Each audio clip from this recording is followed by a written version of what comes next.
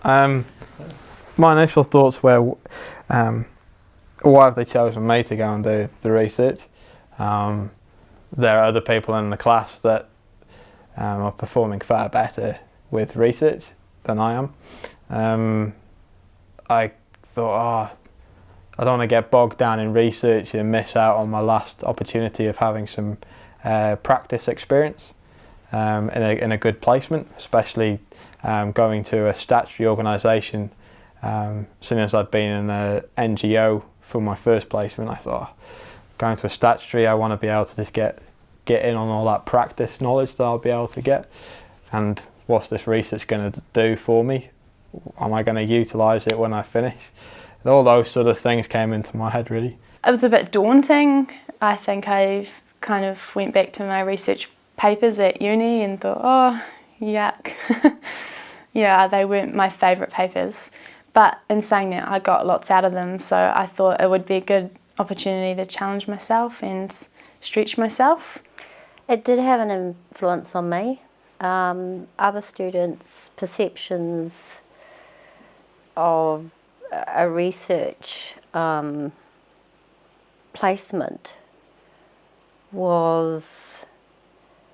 it's not as valued. And I did encounter that in the practice situation with colleagues from Lifeline as well. You know, things around what's the purpose of that. I was quite excited to be asked to do a research project or to do research placement. When Jane approached me and asked if I was interested, I was like, oh, that could be really interesting. I was quite excited, really. I find it quite challenging. So I had a mixed bag of thoughts, mainly to do with being excited, being provided an opportunity for a challenge and an opportunity to further cement my learning with what I'd learnt at CPIT. Yeah, I sort of worried that people might think that I wasn't being very productive. Oh no, more reading.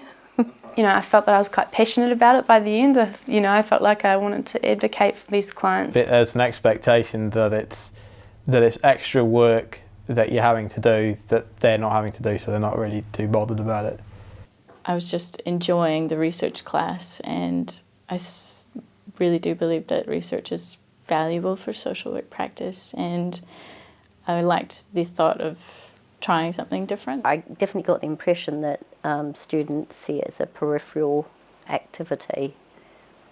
And I think also with first year placement there's a burning desire to get in there and have a case to work with, yeah.